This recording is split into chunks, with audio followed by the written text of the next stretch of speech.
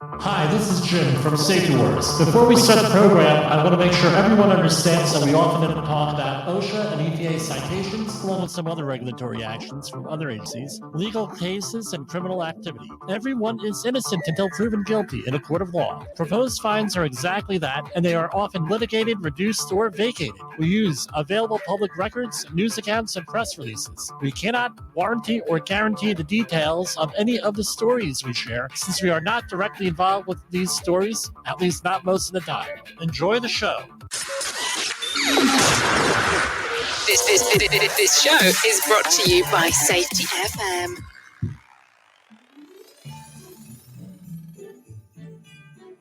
And from the border of liberty and prosperity in the highway to the north, this is Safety Wars.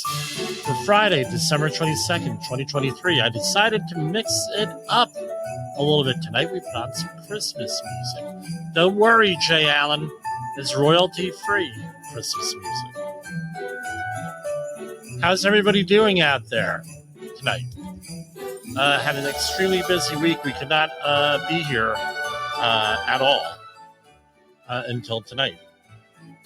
Hope you had a safe week and you are going home and you are enjoying your holiday weekend. Even if you do not celebrate Christmas, take some time off. You deserve it. It's been one hell of a year here for everybody involved. Hope, like I said, I hope everybody enjoys their long weekend. Hope Santa is very good for everybody. I have a Santa story here that has to do with safety. So I would when I get to it, I'll tell you to turn it off for the kiddies. I don't want to upset anybody here with that. Anyway, that's what's going on here we got the holiday weekend and everything else here. We hope to be on the air. May not be live on Safety FM, but I'll have a program of some sort on Tuesday.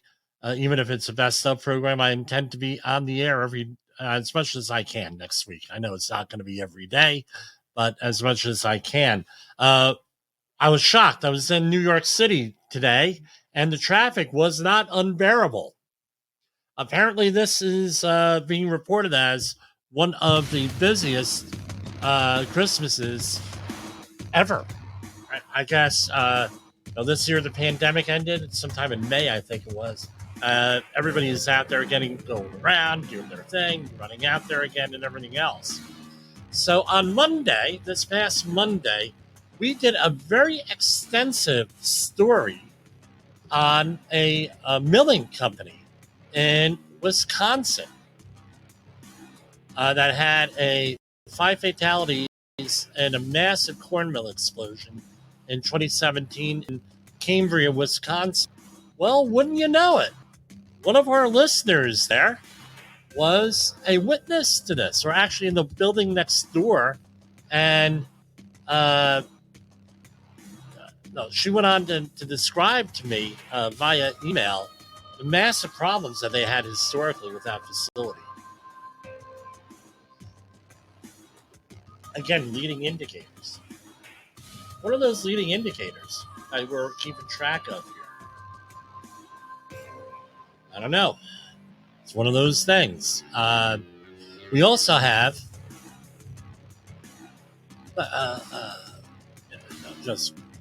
horrific. I mean, it was horrific details she went. It was just horrible. Hold on here. Now, creating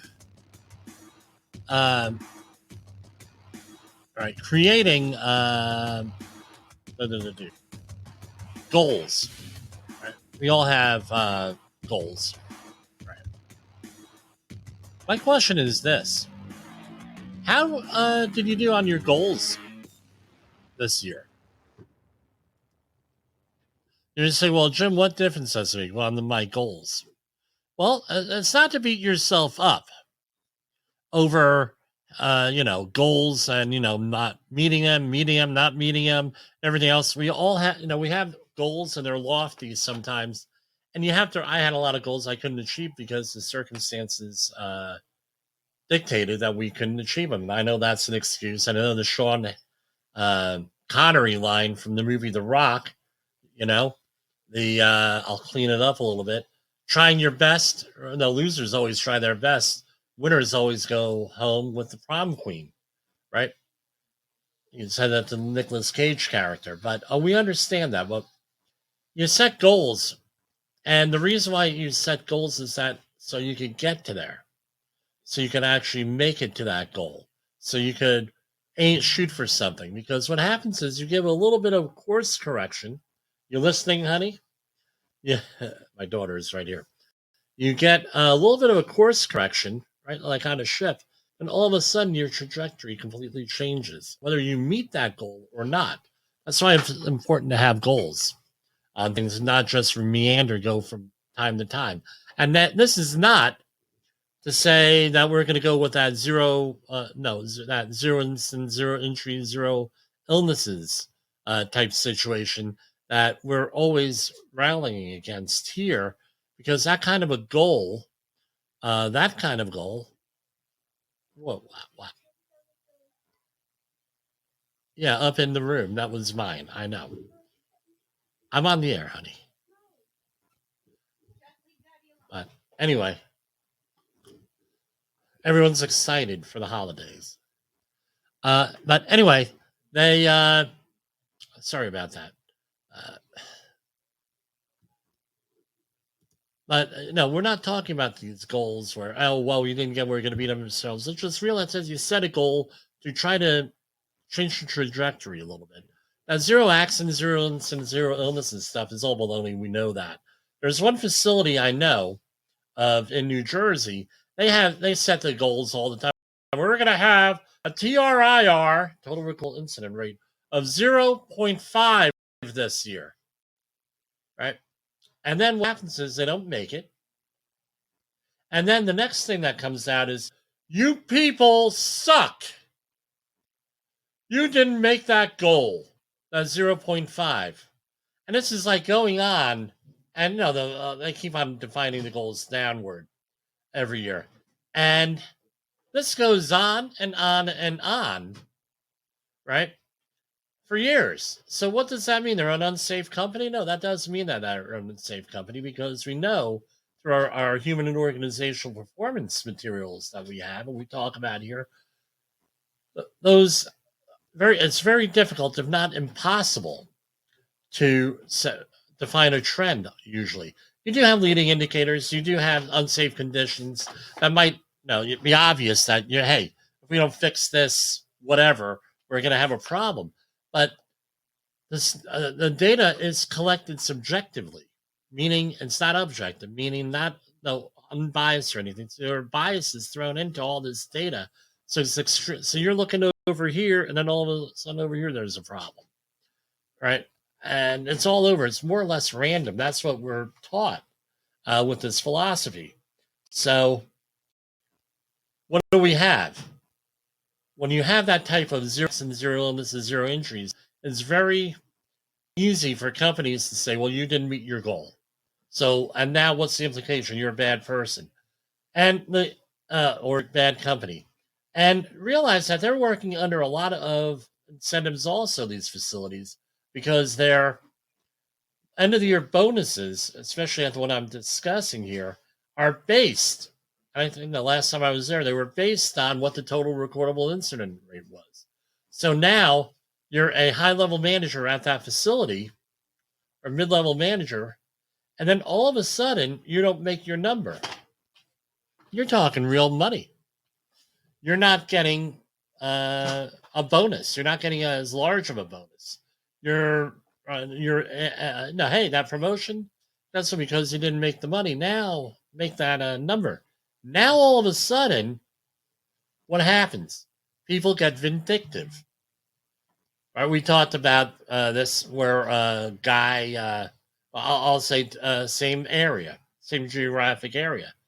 A guy, we were during a major shutdown, and the head of the shutdown comes over there, the maintenance manager, and he says, not working safe. So therefore, I'm sending everybody home for 2 days.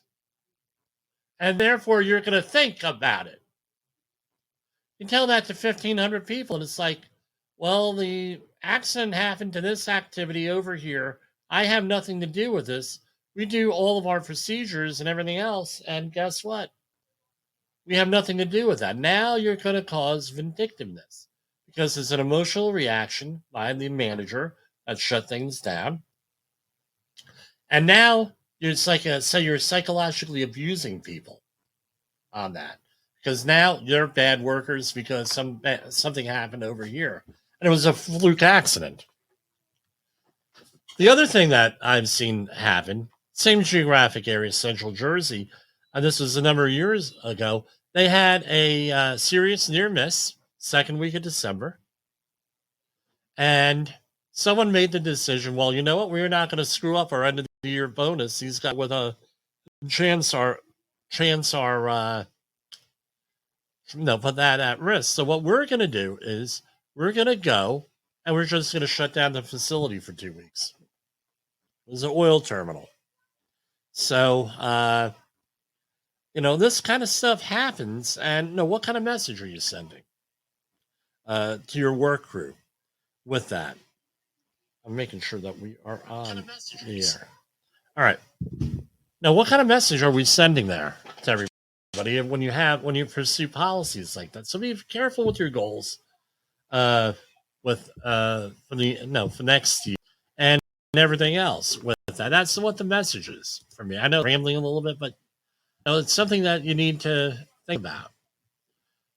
So, we'll talk more about SMART goals next week, I guess. So, where are we here?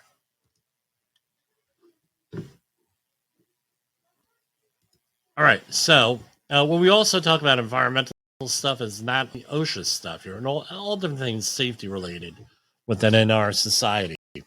Regulators kill deal for. Well, this is from Portland Press Herald, story by Steven Singer. Really, there's a lot of common name. And another setback for a slow-moving project. Maine Public Utility Commission members said the developer, LS Power, reported it can no longer hold to an agreed-upon price for the project. So regulators killed deal for wind power line from northern Maine to New England grid. So they cannot do this. Now, here's the question here. That's really great. Now, we're trying to push alternative fuels and everything else. Is that really practical? That's my question. With this, are we pushing this too far? I could have had a half a dozen stories here on the banning of cars, right? There's a couple of states out there are now banning power tools like landscaping equipment. California being one, and I think Oregon's the other one. Don't quote me on that. I mean, are we going too far here? Because I tell you what, I have electric equipment and I have gas-powered equipment. Guess what? The gas-powered still outperforms the electric equipment every time. I don't know. It seems to me that in a time that we're pushing all this electrical stuff, it's a bad idea to reduce the capacity in the system. And we've had guests on here who have said there's no capacity. We don't have the capacity to do this stuff. Okay. And I'm going to go to our first commercial break and set up for other stuff. In the professional safety community, communication and planning are just a few keys to your program's success. The question practitioners have is, where do I start? Dr. Jay Allen, the creator of the Safety FM platform and host of the Rated R Safety Show, has built a global foundation to help you along the way. Go to safetyfm.com and listen to some of the industry's best and most involved professionals, including Blaine Hoffman with the Safety Pro, Sam Goodman with the Hop Nerd, Sheldon Primus with the Safety Consultant, Jim Pozell with Safety Wars, Emily Elrod with Unapologetically Bold, and many others. As individuals, we can do great things, but as a team, we become amazing. Dial into safetyfm.com today and surround yourself with a powerful force of knowledge and support.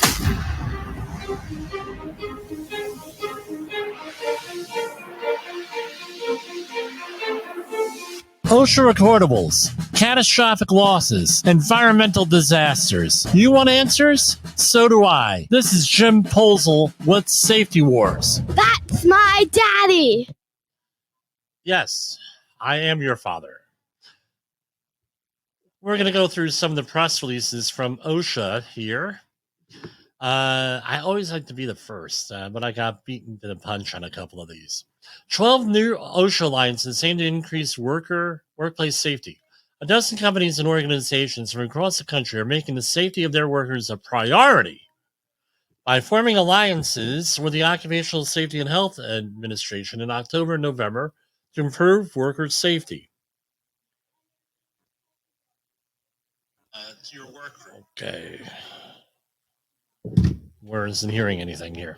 Forming an alliance with OSHA allows companies or organizations to focus on hazards to improve worker safety in a specific workplace or industry. During the past 2 months, alliances were formed and renewed at that address. Education and training of Mexican workers in Nebraska and Texas, training construction workers in western Colorado, using data to educate Boise High School students about their rights. I'm going to say this again. It's extremely important that people know what their rights are in the workplace. It's a civil right, been declared, passed by Congress under the Williams-Steiger Occupational Safety and Health Act of 1970. Since we have over 50% of the country in workplaces that are not public places, and we're going to public employers. We'll talk about that in a minute. You would think that it would make sense that the workers know what their rights are and how to protect themselves at work. Doesn't happen. I mean, there's very rarely does it happen, even in vocational technical schools. So last Friday, I was at New Jersey City University, and we were at a discussion there on this, and the importance of workers exercising their rights under OSHA and things of that nature. And how do we empower workers more? And that's what one of the things New Jersey City University is trying to do, NJCU. And I'm glad to be working with them on that. Informing Dallas workers about their rights, increasing access to training in the Great Lakes region, addressing hazards and protective equipment for outdoor advertising. I guess that's billboards. Developing education and training programs in Northern Mariana Islands, reducing and preventing exposure to logging industry hazards in Louisiana, targeting Focus 4 hazards in the crane industry. That's construction. That's right. Electrocution, falls, caught between, and flying objects. Focus 4. Protecting South Florida roofers from exposure to falls struck by chemical and electrical hazards and prevalent industry hazards, and protecting healthcare workers in Massachusetts from workplace violence, musculoskeletal disorders, and other industry hazards.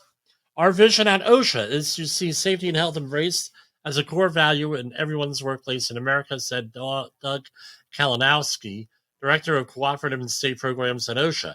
These strategic alliances cover a wide range of industries and hazards. We look forward to working closely with them to establish specific goals and develop strategies to reach these goals. And then it goes on and on and on. You could go look that up. OSHA Kansas City region, National Association of Healthcare Assistants Alliance will help protect certified nursing assistants. OSHA and the National Association of Healthcare Assistants have signed an alliance to help protect certified nursing assistants in the Missouri area for exposure to safety and health hazards. All different types of issues there. We just mentioned them in the other press releases. There. Statement by Assistant Secretary, and this is from the 19th, for Occupational Safety Health on 2022 Census of Fatal Occupational Injuries. U.S. Department of Labor's Assistant Secretary for Labor, let me start over. The U.S. Department of Labor's Assistant Secretary for Occupational Safety and Health, Doug Parker, issued a statement regarding OSHA's today's release by, and this was on the 19th, by the Bureau of Labor Statistics of its 2022 census of fatal occupational injuries. Today's announcement by the BLS of a 5.7% increase in occupational injuries is a sobering reminder of the important work we must do. In 2022, 5,486 workers in the country lost their lives. So if you're an OSHA outreach trainer, this is material that you have to include in your presentation. So make sure you update that. This equates to one worker death every 96 minutes, with deaths in the highest among transportation and construction workers. We also saw growth in disparities of workers of color, including Black workers, whose fatality rate increased 12.4%, and Hispanic workers, whose rate grew by 10.4%. And it goes on and on and on. No worker should be discriminated against. I think we could all get behind that. This is here to do. I'm going to do a share screen here. Let me get back to the share screen area.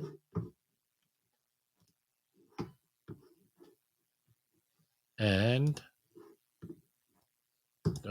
let's see how this is going to work.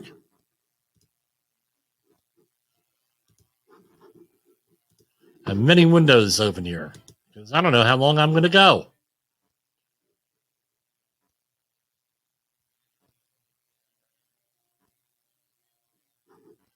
Give me a second here. Please bear with me. I'm going to close that out.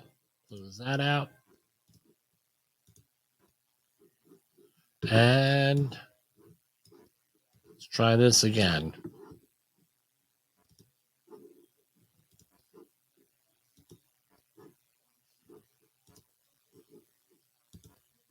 Here we go.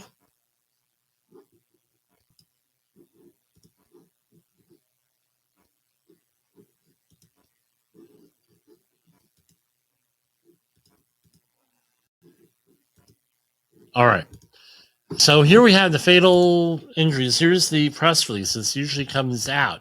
So this comes out usually at the beginning of the month. All right, so this was released today. So the beginning of next month, this is all going to be in a nice format. That's usually the way it works here with these press releases. This reminds me of the old telex machine also. Right? You can go Google what that is. Or a ticker here. National Census, and here we have key findings. A worker died every 96 minutes for work-related injury in 2022, compared to 101 minutes in 2021. Fatalities due to violence and other injuries by persons or animals increased by 11.6%. Unintentional overdoses increased by 13.1%. At work. So this is where people OD at work. Happens with that. I'm planning on having some interviews here with people. Workers in transportation material moving occupations experienced 1,620 fatal work injuries in 2022. The next highest was construction and extraction workers with 1,056 fatalities. Those were both an 11% increase from 2021. And transportation incidents remain the most frequent type of fatal event, accounting for 37.7%. So Black and African American workers, rates are up for injuries. Transportation incidents, highest rate of fatalities within both groups. So what it comes down to here is this. If you're Black or Latino or African American, depending on what your preferred term is here, and you're at greater risk of work. And that's part of what the NJCU, New Jersey City University, right? We do outreach to at-risk communities, and this is part of why we do this. Is much higher incident rates. Now, this is what's incredible to me is 266 fatalities in 2022 from suicide. People coming to work and committing suicide somehow. all very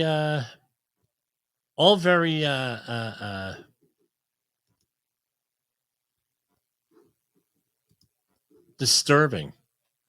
I don't know how else to say this other than it disturbs me. Probably need to do a video with that separately. And let me do stop sharing. I don't like to out companies here because, as I say during the introduction here, everyone's innocent until proven guilty, and a lot of these things get negotiated, litigated, vacated, every type of thing. So this is not going to be the final stuff. Here, Department of Labor finds Wisconsin sawmill, again, another Wisconsin situation, nearly $1.4 million after allowing teams to operate dangerous machinery. Now, here's something that you should be aware of. Every state has labor laws, right? And you could go into your favorite search engine. We're going to do it right here. Child labor laws, Wisconsin. Right. So here we have, I'm going to do a share screen here again.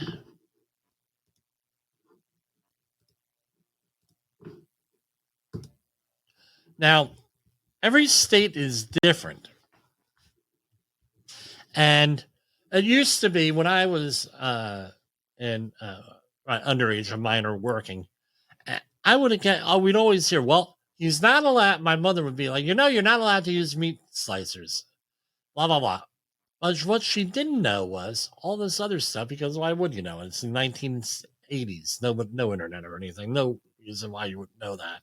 And you're relying on the workers to know the material and the employers to go out there and follow the law. And we know that doesn't always happen. We had a discussion on LinkedIn this week with with roofers, and the models. Someone made a very relevant point, was that business models for roofing contractors and some other residential construction is to use day laborers. That's their thing. So what do they pay them X number of dollars a day? That could be a per diem rate, depending on what the custom is for that area. Usually it's a per diem rate, and you work from 7 o'clock in the morning till the job is done, mostly on weekends when the inspectors are not around. And that's their model. So with a lot of these businesses that are getting nabbed for labor stuff, for underage labor, perhaps that's one of their things. That's something I'll put out there. Now, this is in Wisconsin with the workers.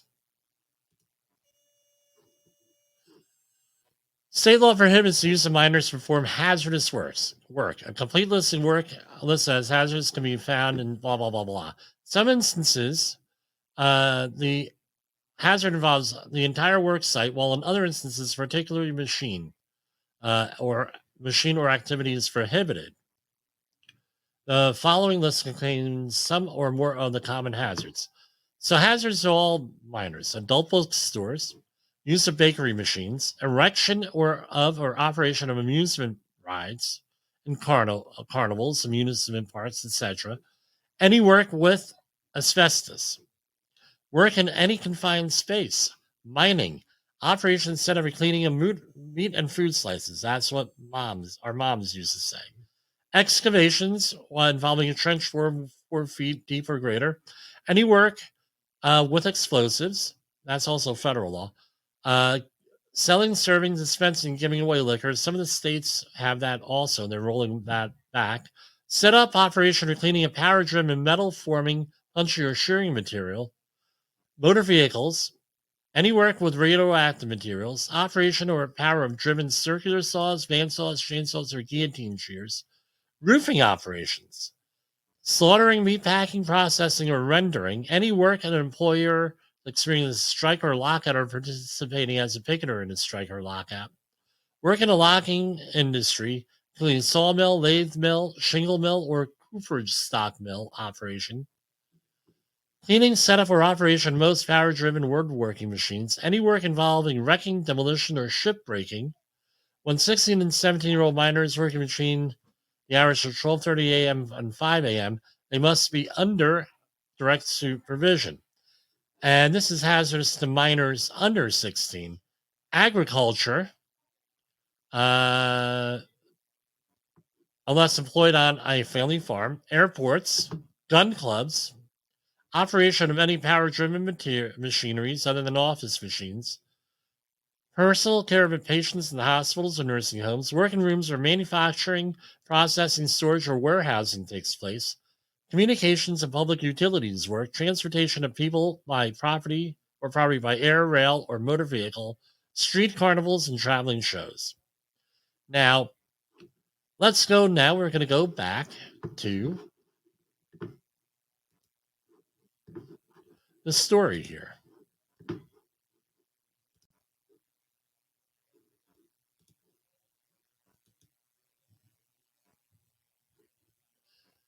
This is in Florence, Wisconsin. Despite regulations barring young workers from operating dangerous machinery, the management of a Wisconsin sawmill allowed several minor workers to perform maintenance on, and this is written by machine, on equipment without training or following required safety procedures. On June 29th, a 16-year-old worker became trapped in a stick stacker machine. As he tried to unjam it, the young worker remained trapped until he was found and freed, then transported to the hospital where he passed away 2 days later. There is no excuse for allowing underage workers to operate this type of machinery. And going on, blah, blah, blah. Right, they're so they're in deep Guvno here. The agency cited the company for 8 willful, 6 repeated, 29 serious, and 4 other than serious violations of federal safety and health administration regulations. We're put in the severe violator enforcement program, and we're entered into a federal consent order and judgment in September 2023, right? Ordering and the Fair Labor Standards Act child labor provisions, paying $190,696 in civil money penalties to resolve its child labor violations. Court action followed an investigation by the department's Wage and Hour Division. And it goes on with in February 2023, the department announced the creation of an interagency task force to combat child labor exploitation to better align federal efforts to protect children from exploitative situations in the workplace. In fiscal year 2023, the department investigators identified child labor violations in 955 cases and assessed employers with more than $8 million in penalties. How many, you think this only happened 955 times? I can guarantee you it happens a lot more, but one of the things is that there's not enough enforcement here. Again, it all comes down to what our priorities are. The government priorities as a society. A lot of times things are people are migrants, they're immigrants. They get brought into the country here. I'm not going to really go into detail with that. And guess what? They end up on construction sites. No, it's a shame. Crying shame. Here is one of our main events here with this. And might as well just do a share screen on this too.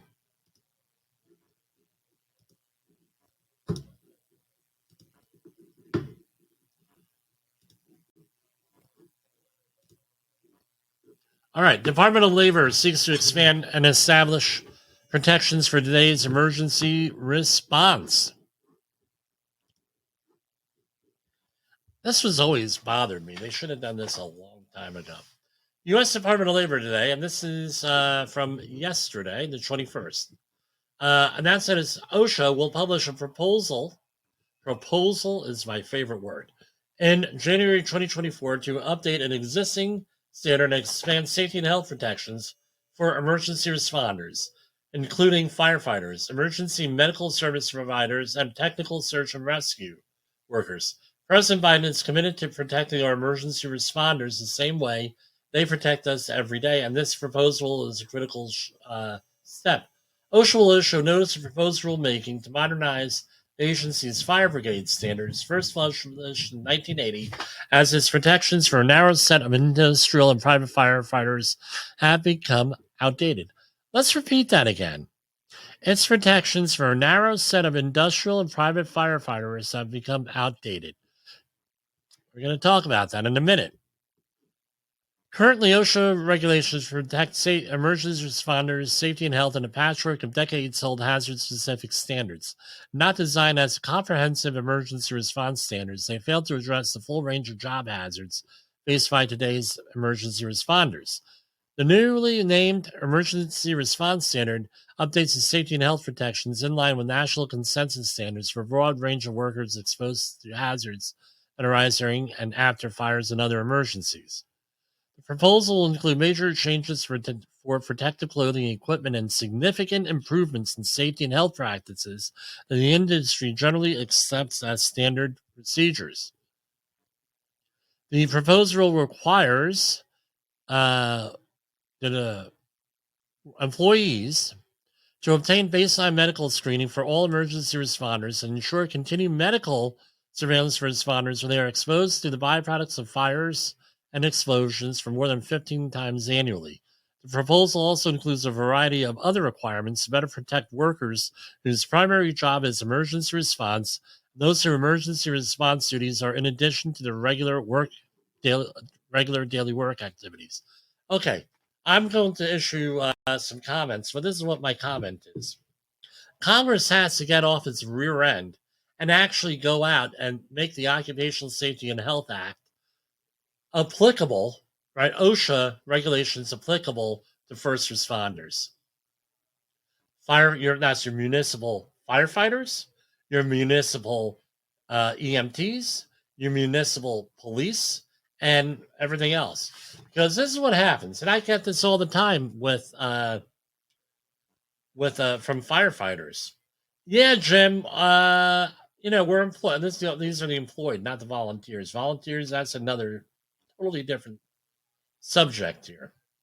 Yeah, Jim, we agree with you. We hear you about the firefighters. About that stuff, OSHA, blah blah blah.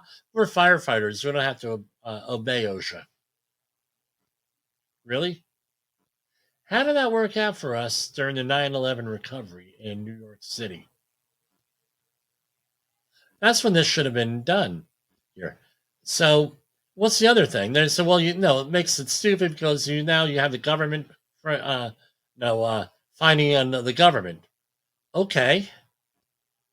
What's good for the gander is good for the goose, right? What's good for the goose is good for the gander. Private companies got fined. Why aren't these public entities being fined? Why aren't they being penalized? You don't want to penalize them? You don't want to, fine them or things? Okay, well, why aren't we making things more criminal then when things don't happen on the level, right? We hold companies criminally liable. We can't hold governments criminally liable here. Government officials. My 2 cents here. Back when I was running for office back in the day, there was a big discussion there. Well, on this with the 9/11, right after 9/11. Well, you were there for some of the stuff. Yeah, I did private cleanups on 9/11. I did the anthrax cleanups. Why? What about your jobs? And blah blah blah. I said my jobs are okay because we're private entities. We actually did air sampling during the cleanups. We enforce PPE rules. And let's face it, rules are just administrative controls, and they're not really the best all the time. Problems with rules. We did all this stuff, but public entities didn't have to do it. And now we have, what's the latest count? 40,000 people impacted by that. Number of first responders dead after 9/11. Is an exceedance in the actual victims of 9/11? No, as of this year, millions and millions of dollars in payouts, suffering, untold suffering. None of this is acceptable. I'm glad to see that they're finally doing something like this. My fear is is that this is not going to go far enough. It all goes back to, if you want to look back at our old programs, the issue attention cycle.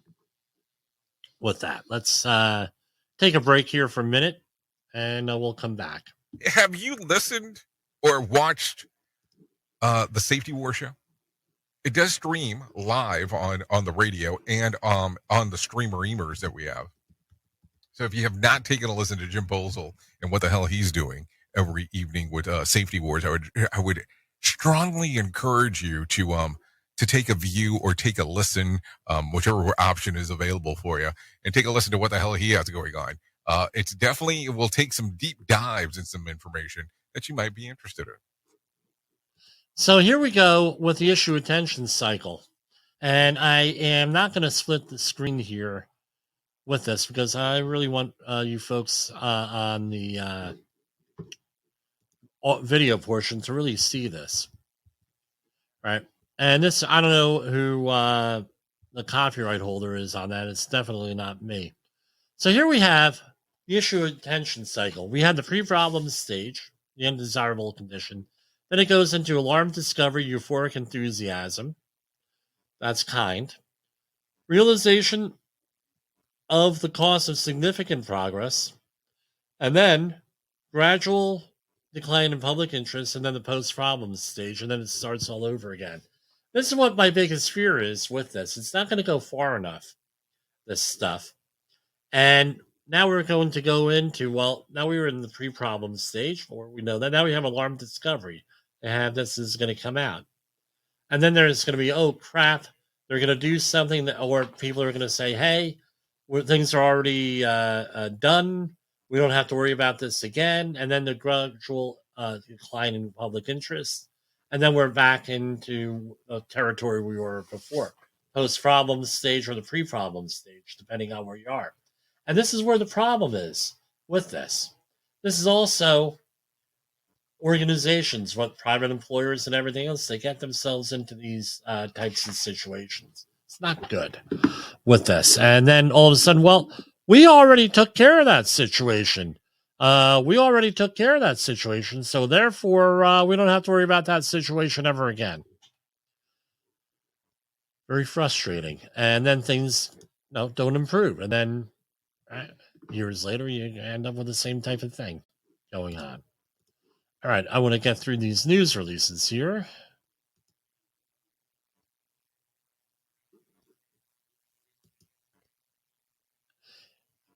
The U.S. Department of Labor announced today that its Mine Safety and Health Administration completed impact inspections, and this is from not a date here, but this was this week, December 21st, yesterday.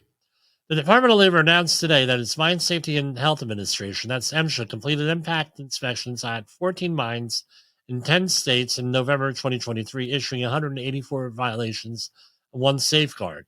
The agency began impact inspections after the April 2010 explosion in West Virginia at the Upper Big Branch mine that killed 29 miners. To date, MSHA's impact, and it goes on and on and on. What did they find? And they mentioned the mines here. I'm not going to go into who the mines were, but they do mention one here. Failure to provide and maintain guarding around moving machine parts. Overall, inspectors cited inadequate guarding most frequently during the inspection that they talk about a mine in North Dakota.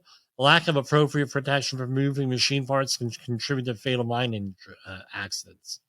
Failure to provide safe access to working areas was the second most frequently cited violation during the inspection of this particular mine that they talk about. Earlier in 2023, MSHA issued a safety alert regarding the dangers associated with working at heights. The agency continues to remind operators and contractors of best practices for preventing falls, such as designing an effective fall prevention and protection program, as well as providing task training. Other serious violations, including housekeeping violations, the lack of berms around water, and equipment defects that were not corrected in a timely manner. So,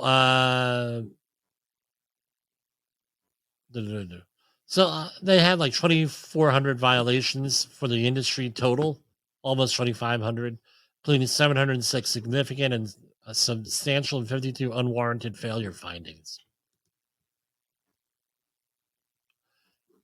I did not know that that's actually existed in the United States anymore. U.S. Department of Labor investigates workers' injury and finds an Ohio rubber manufacturer continues to ignore federal workplace safety standards. An Ohio industrial rubber hose manufacturer with a long history of federal workplace safety issues could have prevented a 25-year-old worker from suffering severe crushing injuries by following required safety measures, the U.S. Department of Labor has determined. Investigators with OSHA responded to report at a certain company of the workers' contusions and fractures and their hospitalization on June 22nd, 2023. The incident marks the seventh time the agency has investigated safety issues at that facility since 2013. The OSHA inspector learned that the workers' injuries due to the company's failure to follow lockout tagout. Here, so let's go right here. This should be it. I have the violation right in front of me. Here, scrolling on down. Citation 1, Item 1, lockout tagout. Type of violation, serious, 15,625. Citation 2, Item 1, type of violation, willful serious. Another lockout tagout violation, no procedures, $156,259. Citation 3, Item 1, type of violation, repeat serious, machine guarding. This one was for $156,259. Citation 3, Item 2, type of violation, repeat serious. This was $61,000, and it was no guarding, basically. All sprocket wheels and chains shall be enclosed unless they are more than 7 feet above the floor or platform. So as a repeat.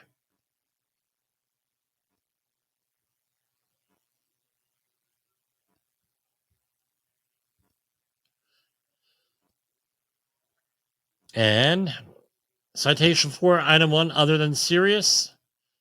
Guards shall be affixed to the machine where possible and secured elsewhere if for any reason attachment of the machine is not possible. The guard shall be such that it does not offer an accident hazard itself. This is corrected during the inspection, $0. The employer did not ensure the overhead cat puller guard housings were secured in place in such a manner as to prevent shifting towards the machine's horizontal drive. In that case, it would be a nip point. For a grand total of $389,534. $389,534.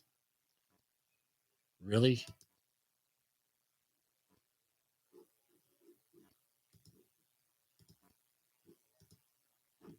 Okay. Let's see. We are at 48 minutes after the hour here, I believe. And we are on live tonight on Safety FM. All right. Let's get our next stories up.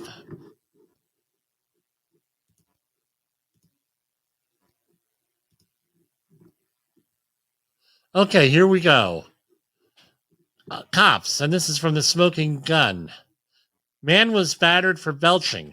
North Carolina man was assaulted for burping, police report says. Cops say a person was waiting for an order he placed Wednesday evening at a meat market in High Point when he belched. The burping upset a male suspect who was inside the Hispanic meat market at the time.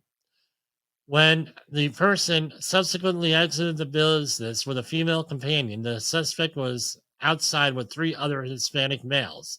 The suspect punched the victim in the face and kicked him in the hand. The assailant and his associates then got into a car and left the scene.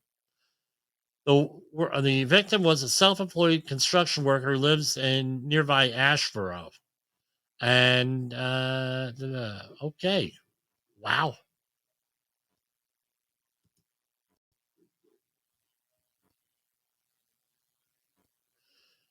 Again, you're going to want to put the kiddies away for this one.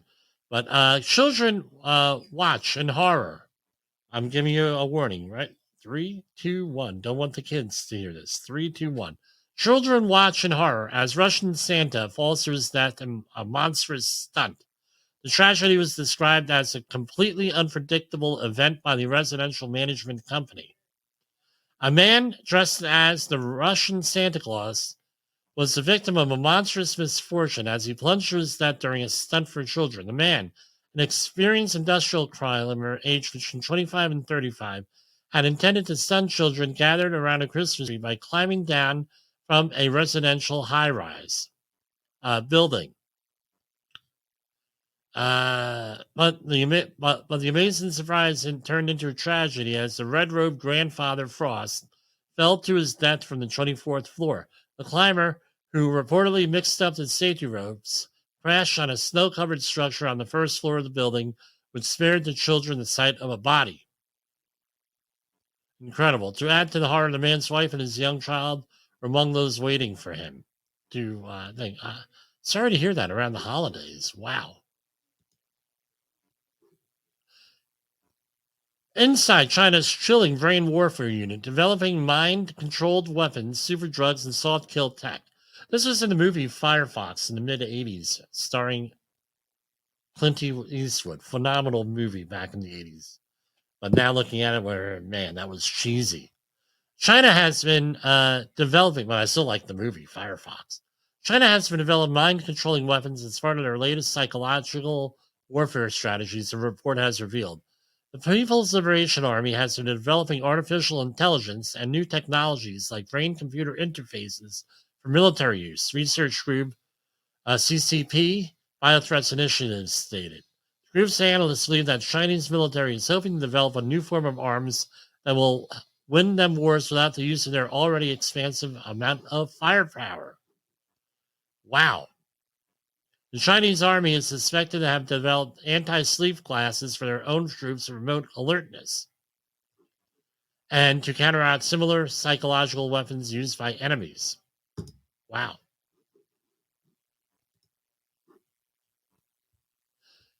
U.S. Air Force to reclaim Pacific Airfield that launched atomic bombings that looks to counter China. U.S. Air Force plans to bring the Pacific Island Airfield that launched the atomic bombings of Japan back into commission as it tries to broaden its basing options in the event of any hostilities with China, the service's top officer in Pacific says. And it goes on. The facility was abandoned in 1946. Wow. If you pay attention to them over the next few months, you will see significant progress, especially at Tinian North. General Kenneth Wisbach said the Air Force is also adding facilities at Tinian International Airport at the center of the island. Pacific Air Force's confirmed comments to CNN that said there was no official release on the subject. Wow.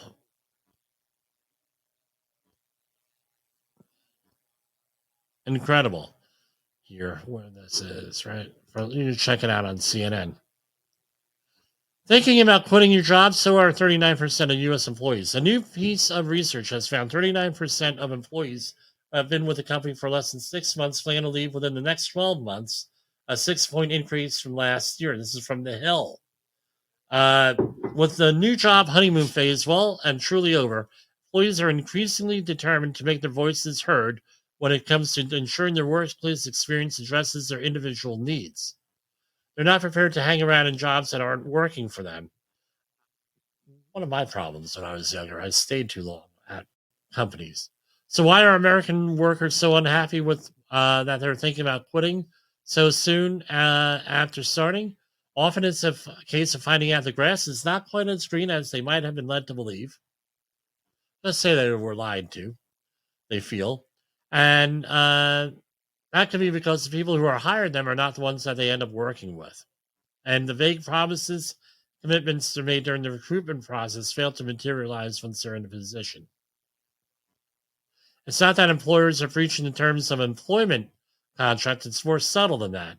And maybe have to do with the corporate culture of the employer or its attitude towards hybrid work or flexibility around working hours. Well, and then, all the other stuff, personality clashes and everything else. Here we have from studyfinds.org. Look out, pocket phone related accidents are skyrocketing. So, televisions, stable in American homes, are currently responsible for 30% of all tech-related incidents in the U.S., and the majority of injuries stemming from lifting heavy screens. One patient reported a strain at, and this is from the National Electronic Injury Surveillance System. Never heard of it. Yeah, amazing. Researchers found that texting while walking is on its way to becoming the most common tech injury in the United States. Still, it's TVs, 30%. What do we have here? Here we have the most dangerous types of tech in the United States. Televisions, 30% strains and pains. Telephone accessories, 23% pain. Computer, laptops, and video games, 22% pain. Stereo and audio components, this is weird. Foreign body, 14%. And batteries, 72% from what? Ingestion. That I knew. Biggest causes of incidents involving a phone: walking, texting, talking, reaching, phone cord, charger, and running. Poor posture and everything else.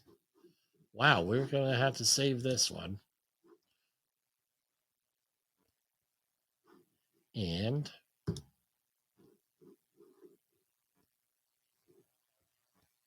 so we're going to go with our normal outro today. And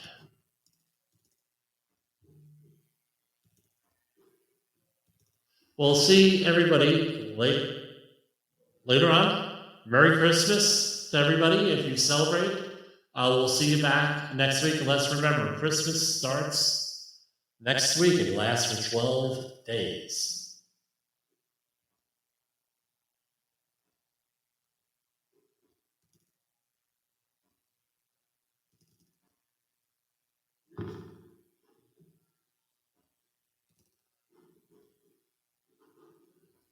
Hold on, I gotta do a share screen here. I wasn't. Oh, yeah, we're getting there. We're getting there.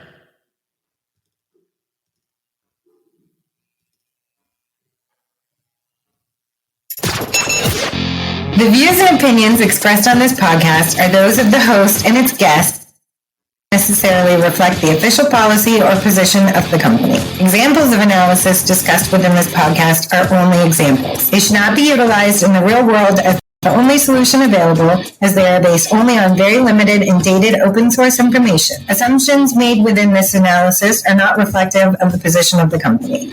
No part of this podcast may be reproduced, stored in a retrieval system, or transmitted in any form or by any means, mechanical, electronic, recording, or otherwise, without prior written permission of the creator of the podcast, Jay Allen.